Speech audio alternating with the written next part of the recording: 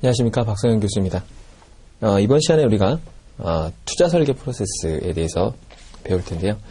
일단 교재가 바뀌었는데 역시 투자 설계에는 많은 부분이 바뀌지 않아서 좀 다행이고요.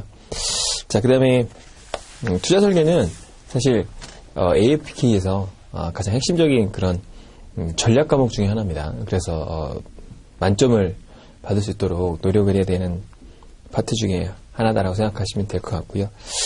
뒤에 보시면 이제 파생 상품 관련해서 거래 승수라든가 이런 것들이 좀 바뀐 걸 제외하고는 대부분 다 대동소이하다 이렇게 생각하시면 될 것 같습니다. 그래서 첫 시간에 이제 투자 설계 프로세스 부분을 보게 될 텐데요. 자, 일단 그걸 보기 전에 차례로 잠깐 가서 우리 차례를 잠깐 보면은 첫 번째 투자 설계 프로세스가 나오고 있고요. 그 다음에 경제 환경 부분이 있죠. 1장에. 넘어가면은, 수익률과 위험. 그죠? 투자 설계의 전통적인 수익률에 대한 개념, 그리고, 위험에 대한 얘기들, 그 다음에 금융시장이 나오고 있죠. 그래서, 단기시장이냐, 이 단기시장과, 그 다음에, 장기시장, 그래서 자본시장을 얘기하는 그런, 채권과 주식시장이 나오고 있고요. 자, 그 다음에 이제, 채권과 주식을 얘기했으면 우리 단기 시장을 얘기하는 건 아니잖아요. 투자라는 건 단기를 투자했을 때는 고수익이 나올 수가 없죠. 그러니까 이제 장기로 투자를 해서 수익이 나는 채권과 주식을 다루게 되는데 5장에서 주식을 다루고 7장에서 채권을 다루고 있죠. 그러니까 채권의 가격 평가를 말하고 있고 채권에서는 신종 채권들이 좀 많이 발행이 되고 있죠.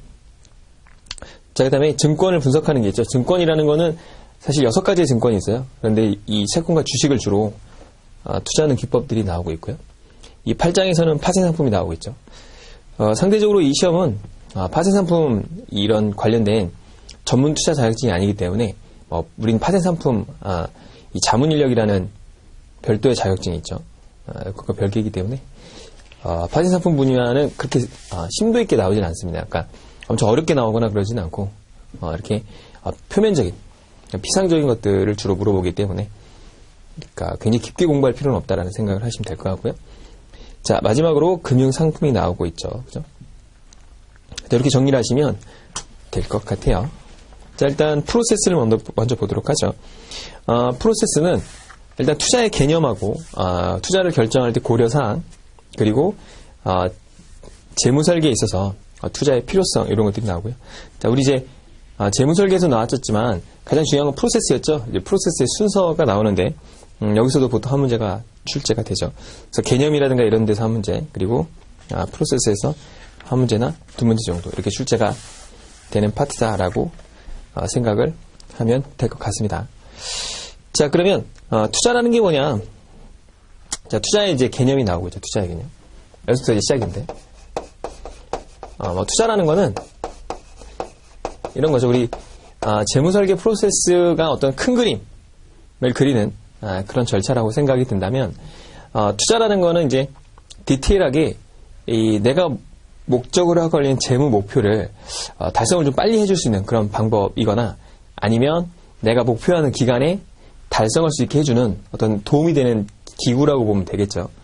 그러니까 예를 들어서 이런 거죠. 제가 만약에 10년 뒤에 집을 산다라고 했을 때 집을 산다고 하면 돈을 모아야겠죠. 그죠? 지금 한 100억이 있어서 딱 사면 좋겠지만 돈이 없으니까 돈을 모아야겠죠. 그래서 예를 들어서 한 달에 1년에 2천만 원씩 모아서 10년을 모았더니 꼴랑 2억이네요. 그렇죠? 2억이면 우리나라에 있는 집을 살 수가 없습니다. 서울에 있는 집을 거의 살 수가 없죠. 현재 강남권에 가면 아무리 작아도 8억 9억은 넘기 때문에 살 수가 없겠죠. 자, 그래서 이제 주변을 둘러봤더니 이렇게 좀 변두리로 나가니까 적어도 3억짜리는 있다. 3억짜리. 자, 그러면 1억이 부족하죠? 1억이 부족하다. 그럼 그걸 이제 메꾸는 방법은 여러 가지 방법이 있습니다. 첫 번째는 이걸 늘리면 되잖아요. 저축을 늘리면 되죠. 그렇죠? 저축을 늘리려면 돈을 많이 벌어야 되는데 사실 현실적으로 그렇게 녹록한 건 아니죠. 두 번째 방법은 안 쓰는 거죠. 안 쓰면 되겠죠. 안 써서 저축액을 늘리면 됩니다. 그런데 사실 그것도 한계가 있죠. 그렇죠? 제가 경제활동하는 사람이 한 달에 300만 원을 버는데 적어도 한 7, 80만 원은 써야 되지 않겠습니까? 말 그대로 뭐 20만 원, 30만 원 거지같이 살 수 있는데 그렇게 되면 경제활동을 거의 못하게 되죠. 그리고 이게 장기간에 10년이라는 기간을 지내야 되는데 요즘 뭐 김생민의 영수증도 나오지만 그렇게 이 짠돌이같이 살 수는 없으니까. 그리고 이게 10년 정도 그렇게 살면 친구가 없어져요. 아무것도 할 수 없습니다. 그래서 경제활동을 하는 사람들은 기본적으로 소득의 50%에서 40% 정도는 소비를 해야 돼요. 그럼 60% 정도밖에 저축이 안 된다는 거죠. 아무리 줄인다 하더라도. 그렇죠? 그래서 이걸 줄이긴 힘들다. 그러니까 늘리거나 줄이는 건 힘드니 뭘 하자. 투자를 하는 수익률을 올려보자. 그렇죠? 투자를 하는 수익률. 그렇죠? 수익률을 올려보자.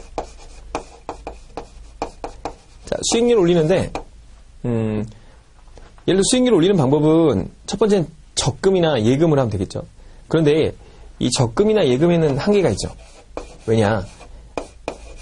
고정된 이자율을 주기 때문에 내가 목표하는 수익률을 달성하기가 힘들어요. 적금에 예금을 100%를 냈다고 한다면. 그렇겠죠? 자, 그렇다면 어디에 투자해야 되느냐? 좀 더 리스크한 곳에 투자해야 된다. 이거죠. 하이 리턴, 하이 리스크라는 좀 더 고수익을 추구할 수 있는 이런 곳에 투자를 해야 되는데 여기에 투자라는 말이 계속 나오고 있죠. 투자를 해야 되죠. 그럼 그 고수익을 투자하는 대표적인 방법이 뭐가 있어요? 주식과 채권이 있겠죠. 자, 주식과 채권이 있고요. 자, 우리 포트폴리오를 짜게 되는데 포트폴리오에서는 중요한 게 뭐죠? 여기 부동산도 들어가죠. 자, 부동산도 들어가고 사실 현금 부분도 들어가죠. 가계지표에서 현금이 빠져나가면 또 문제가 생기죠. 그죠? 어떤 가게가 현금이 너무나 없다 그러고 하면 비상예비자금이라든가 급작스러운 일을 당하면 대처를 못하게 되죠. 그러니까 이런 비중으로 가져가게 되는데 이걸 이제 우리 포트폴리오를 짠다 라는 얘기를 하잖아요. 그런데 부동산이나 현금은 여기선 고려 대상이 아니죠. 현금이야 뭐 고려할 필요가 없는 거고요. 그죠? 뭐 비상예비자금 어느 정도 놔두면 되는 거니까 관리의 대상이 좀 아니죠. 그죠? 그러니까 어떤 비중의 대상이고 관리는 할 필요가 없죠. 현금을 놔뒀는데 수익률이 몇 프로냐 이런 거 관리하는 건 좀 의미가 없으니까. 자, 부동산 파트는 부동산이라는 별도의 과목이 존재하죠. 굳이 따로 하지 않아도 되고요. 그럼 여기서 뭘 다루냐? 주식과 채권을 다룰 거다. 자, 그러면 내가 좀 더 공격적으로 가려면 당연히 주식의 비중을 높여야 될 테고요. 내가 좀 더 보수적으로 간다라고 하면 채권의 비중을 높여야겠죠. 우리 정기예금도 일종의 채권이겠죠. 그래서 이렇게 개념으로 접근하는 방법이다라는 거예요. 그래서 중요한 건 뭐냐? 어떤 이런 두 가지 우리가 증권이라고 하죠. 증권은 6가지가 있습니다. 뭐 투자 결합증권, 그다음에 뭐 증권 예탁증권 이런 식으로 총 6가지의 예탁 이 증권이 있는데 이건 지분증권이고 채무증권이겠죠. 6가지 증권이 있는데 증권이라는 건 뭐냐? 사실 원금 손실이 가능하다는 거죠. 그래서 내가 투자를 했는데 내 돈을 까먹어. 기분이 안 좋죠. 그러니까 이제 단기로 투자하기에는 좀 힘들다 이거죠. 그래서 장기를 생각해야 되는 거고 우리가 항상 원금 손실 가능성이 있기 때문에 비중을 좀 고민해봐야 되고 나의 성향에 맞는 거를 투자를 해봐야겠죠. 그렇죠? 자, 이런 것들이 이 투자다라는 거예요. 자, 그래서 사람이라는 거는 소득과 지출이 일정하지가 않죠. 뭐 일정하긴 하지만 어떨 때는 소득이 점점 늘어날 때도 있고 줄어들 때도 있고 소비라는 것도 갑작스럽게 날 때도 있고 줄어들 때도 있다. 그래서 일생의 어떤 라이프 사이클에 맞춰서 저축과 투자를 하게 된다라는 거죠. 자, 그래서 자, 13페이지에 보게 되면은 자, 투자의 정의가 나옵니다. 자, 거기 나오죠. 현재 소득이 원하는 지출보다 크다면 남은 소득은 미래를 위해 적립된다. 그러니까 돈이 남아 돌면 돈 쓰고 남으면 적립을 한다. 그런 얘기죠. 그래서 그런 걸 저축, 그냥 모아놓는 건 단순히 저축이라고 하고 어떤 내가 이 현재의 소비 패턴을 줄여서 미래에 어떤 향후에 어떤 더 추가적인 어떤 소비를 하기 위해서 투자를 하게 된다라는 거죠. 자, 그래서 다음 페이지로 넘어가게 되면 자, 그런 얘기가 나옵니다. 첫 번째 줄에 금융상품을 통한 돈의 축적은 일정 기간 동안 돈을 사용하지 않는 대가로 이루어지는 것이다. 그러니까 돈을 내가 안 쓰는 대가로 이자를 받는 거죠. 이자. 그쵸? 자, 그래서 이런 게 있는데 자, 투자라는 개념이 뭐냐라고 했을 때 일단 투자라는 건 기본적으로 투자라는 개념은 원금을 손실할 가능성이 있지만 그거에 반해서 뭘 할 수 있는 거예요? 내가 좀 더 수익을 얻을 수가 있고 리스크를 반영한 거다라는 얘기가 나옵니다. 자, 그래서 두 번째 단락에 미래에 받게 되는 금액이 확정되지 않고 경우에 따라 손실이 발생할 수 있는 것을 리스크라고 한다라고 돼 있죠. 자, 그래서 투자라는 것이 무엇이냐? 위험에 있는 것에 투자하는 것이다. 그러니까 저축이라는 건 단순히 쌓아놓는 개념이다. 적립해놓는 개념이다라고 생각을 하면 될 것 같고, 투자라는 건 내가 어떤 수익을 바라기 위해서 리스크를 반영한 것을 말한다라는 거죠. 수익을 얻기 위해서는 당연히 리스크가 있어야 되는 거고, 이런 경우죠.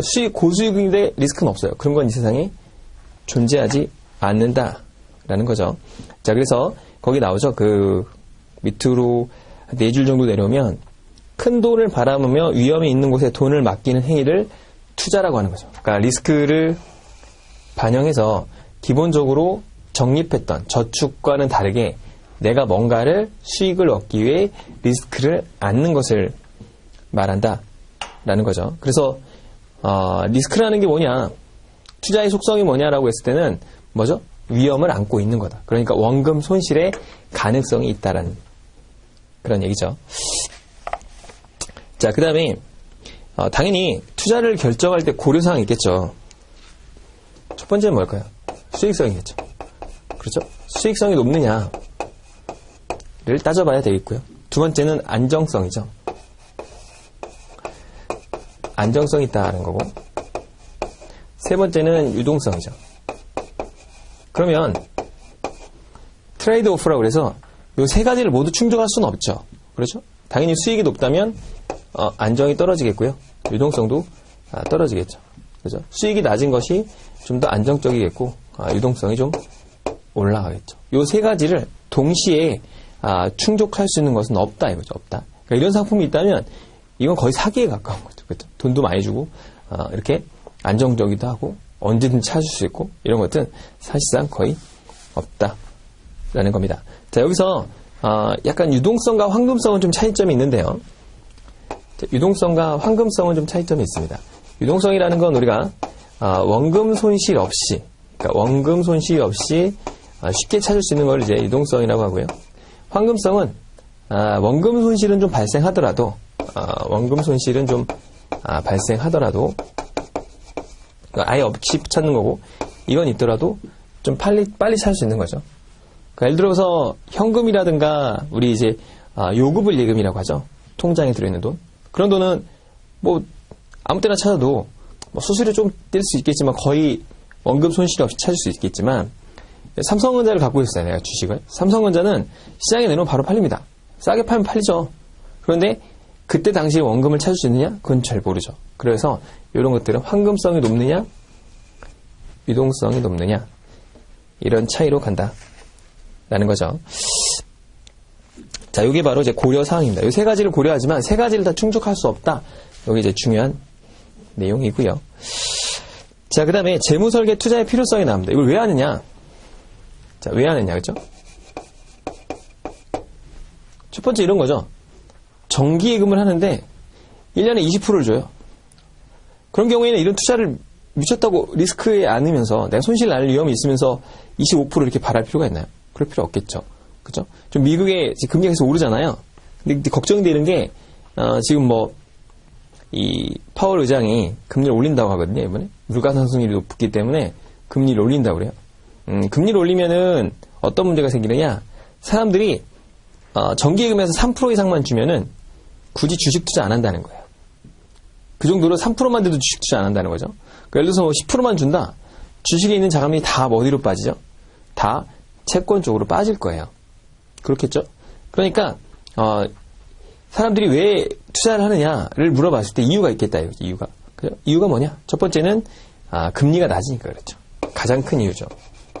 자, 우리나라도 이제 지금은 좀 금리가 올라서 한 2%대에 언저리 이렇게 가고 있죠. 저축은행 같은 데는 정기예금이 2.5% 정도 되죠. 그런데 아까 얘기했듯이 3%만 넘어도 주식에 있는 자금들이 다 어디로 빠질 거다. 채권 쪽으로 빠질 거다 이런 얘기예요. 그러니까 이런 얘기가 있다는 건데, 일단 저금리 시대이기 때문에 사람들이 적어도 인플레이션을 우리 해지한다는 말을 하죠. 물가 상승률보다 좀 높은 그런 수익이 나야 내가 좀 먹을 거 아닙니까? 그렇죠? 그래서 인플레이션을 해지할 수 있어야 되기 때문에 좀 더 높은 수익을 원하기 때문에 투자를 한다 이거죠. 그죠? 그냥 정기예금만 하면 수익이 너무 낮기 때문에 그렇다라는 거죠. 그래서 그런 말이 나오죠. 우리나라는 고성장 국가인가요? 저성장 국가인가요? 우리나라는 이미 저성장 국가로 돌입한 지가 오래됐죠. 저성장 국가의 특징은 금리를 높게 줄 수가 없습니다. 왜냐? 벌어들인 수익 자체가 많을 수가 없고 이 배당 소득 자체도 많을 수가 없죠. 기업들이 많이 벌 수 없기 때문에. 그런 나라들의 특징은 일단 금리가 낮다는 거죠. 대표적인 게 일본을 들 수 있겠죠. 자, 그렇다 보니까 조금 더 뭘 해야 된다? 투자를 좀 해야 된다. 이 얘기죠. 그래야 내가 얻을 수 있는 수익이 좀 더 높아지니까. 자, 그 다음에 두 번째는 기대 수명의 상승이죠. 자, 오래 살면 어떻게 돈이 더 많이 필요하겠죠. 기대 수명의 상승입니다. 오래 사니까 당연히 돈이 많이 필요하죠. 그렇죠? 그런데 내가 일할 수 있는 연령은 95세 가서도 뭐 이렇게 일할 수가 있나요? 앞이 안 보여서 못하죠. 80세 돼도 일을 하나요? 잘 못한단 말이에요. 그러니까 앞단에서 좀 많이 벌어야 되고 벌어놓은 돈으로 그걸 갖다 잘 운영해서 먹고 살아야 되는데 그러다 보니까 뭐다? 고금리를 원하게 되고 고수익을 원하게 되다 보니까 이렇게 투자가 많이 활성화되고 있다. 이런 거죠. 그렇죠? 자, 거기서 그런 말이 나옵니다. 그래서 노인 부부가 2인 기준으로 월 200만 원씩 필요하면 기대 수명이 7년 증가할 때마다 1억 6,800만 원이나 필요하대요. 그럼 뭐 간단하게 계산해도 그렇게 계산되지 않나요? 1년에 한 달에 300이 필요합니다. 그러면은 예를 들어서 12달이니까 3,600만 원이죠. 곱하기 30년 살면 얼마예요? 10억이죠. 10억 있어야 되는 거예요. 그렇죠? 그러니까 간단하게 해도 그냥 10억인데 문제가 뭐죠? 물가 상승이 되죠. 그렇죠. 나이 들면 뭐가 필요해요? 돌아가실 때쯤 되면 병원비가 이렇게 올라가는 게 아니죠. 우리 생활비가 이렇게 올라가는 게 아니고 물가 상승만큼 이렇게 잔잔하게 올라가는 게 아닙니다. 이렇게 올라가죠. 급격하게. 왜냐? 의료비 때문에 그렇고요. 두 번째는 어떤 문제가 있죠? 이 생활비 자체가 점점 어떻게 되죠? 많이 적게 쓰긴 합니다. 적게 쓰긴 하는데 일단 기본적으로 우리들은 가족들이나 이런 자녀들에 대한 그런 그 뒷받침 그 뒷바라지 같은 걸 많이 해주죠. 그러니까 예를 들어 자녀가 결혼을 한다거나 아니면은 기타 일들이 있으면 부모님들이 이렇게 지원을 많이 해주잖아요. 그쵸? 유럽이나 이런 데 그런 게 전혀 없습니다. 이 미국이나 유럽은 나가면 끝이에요. 굶어 죽어도 도와주고 그런 거 별로 없어요. 부모님이 막 엄청 힘들고 그래도 돈 주는 거 없습니다. 그러니까 가족들이 이렇게 아들은 펜실베니아에서 되게 잘 사는데 부모님은 여기서 이렇게 굶어 죽고 이래도 잘 몰라요. 그리고 잘 얘기도 안 하고 부모님이 얘기를 잘 안 하는 거죠. 왜냐하면 독립된 채산체이기 때문에 그런 것들이 좀 깔끔하죠. 근데 우리나라는 좀 그런 게 적어서 이런 걸 좀 의지하다 보니까 자녀들을 이제 많이 지금도 도와주고 있죠. 자, 그 다음에 투자자 환경이 변했습니다. 투자자 환경. 그러니까 세 번째는 자, 투자자의 환경이 변했다 라는 건데 이게 투자 환경이 아니고 투자자의 환경이죠. 첫 번째는 가계자산이 구조가 바뀌고 있죠. 자, 우리나라는 뭐가 많아요? 부동산 비중이 70%가 넘는데 사실 이거는 우리나라뿐만이 아닙니다. 대체적으로 성장하는 국가들에서 저성장으로 넘어가는 국가들은 다 부동산 비중이 높을 수밖에 없어요. 그런데 이제 이 부동산 비중이 점점 뭘로 바뀌죠? 돈 먹고 살아야 되니까 다 처분하게 되죠. 현금 자산이 늘어나게 되죠. 현금 자산이 늘어난다는 얘기는 투자할 곳이 많다는 거예요. 그죠? 그러니까 바뀔 거다라는 겁니다. 자, 우리나라는 비금융 자산이 굉장히 높다라는 말이 나옵니다. 그래서 부동산 자산에 따라서 뭐가 되죠? 내 생활이 달라지는 거예요. 그죠? 부동산 가격이 막 오르면 내 가격이 내가 살 수 있는 그런 어떤 그런 생활 패턴이 되게 높아지고 부동산 가격이 떨어지면 그렇지 못하겠죠. 이제 그런 문제가 생긴다라는 거고요. 자, 그다음에 저축 투자 성향이 좀 바뀌고 있습니다. 예전에는 예금을 굉장히 선호했는데 지금은 안전한 자산만 투자할 경우에는 재무 목표를 달성하기 어렵죠. 아까 얘기했듯이 자, 가계자산 구조도 바뀌기도 하고요. 그 다음에 저축을 투자하는 성향이 이제는 너무 안정적이게 되면 재무 목표를 달성할 수가 없죠. 그렇죠?